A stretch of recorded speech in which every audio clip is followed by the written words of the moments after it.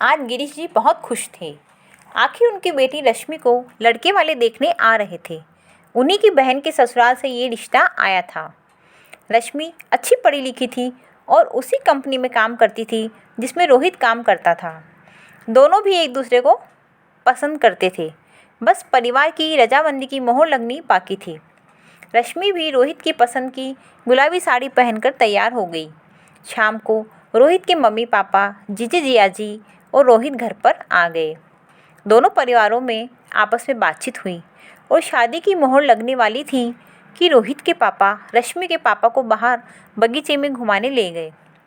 गिरीश जी, सब कुछ अच्छा रहा तो शादी हो जाएगी।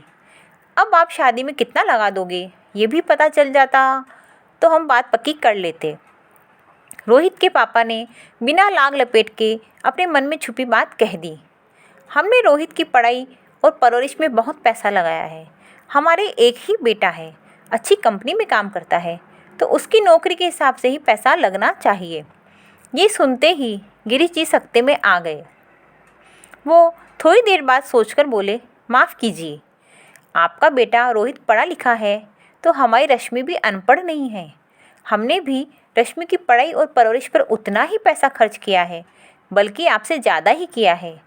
आपने बेटे को इस आस में पढ़ाया कि आगे आप इसकी सारी वसूली लड़की वालों से कर लेंगे, पर हमने हमारी बेटी को निस्वार्थ भाव से उसके उज्जवल भविष्य के लिए पढ़ाया है। हमारी रश्मि आपकी रोहित से कहीं भी कम नहीं है। दोनों एक ही कंपनी में काम करते हैं और बराबर कमाते हैं। मैं कोई दहेज नहीं दूंगा। मेरी बेटी आत्मनिर्भर है, समझदार है, इसके लिए हजारों रिश्ते आएंगे। मैं अपनी बेटी आपके घर में नहीं दूंगा। आपने रश्मि के गुण नहीं देखे, बस दहेज को ही देखा। वो तो आपको इस घर से नहीं मिलेगा। पीछे खड़ी रश्मि सब सुन रही थी।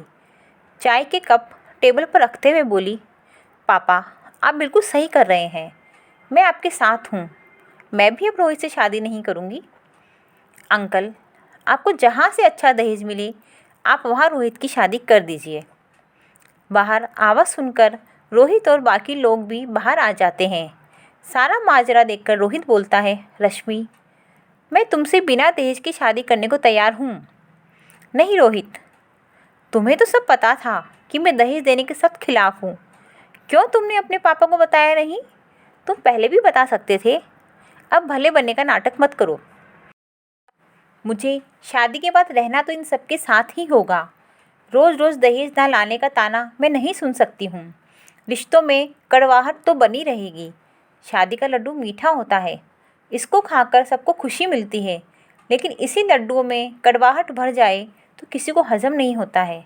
रोहित, मैं तुमसे शादी नहीं कर सकती हूँ। रोहित और उसका परिवार मुंह लटकाकर चला गया। धन्यवाद।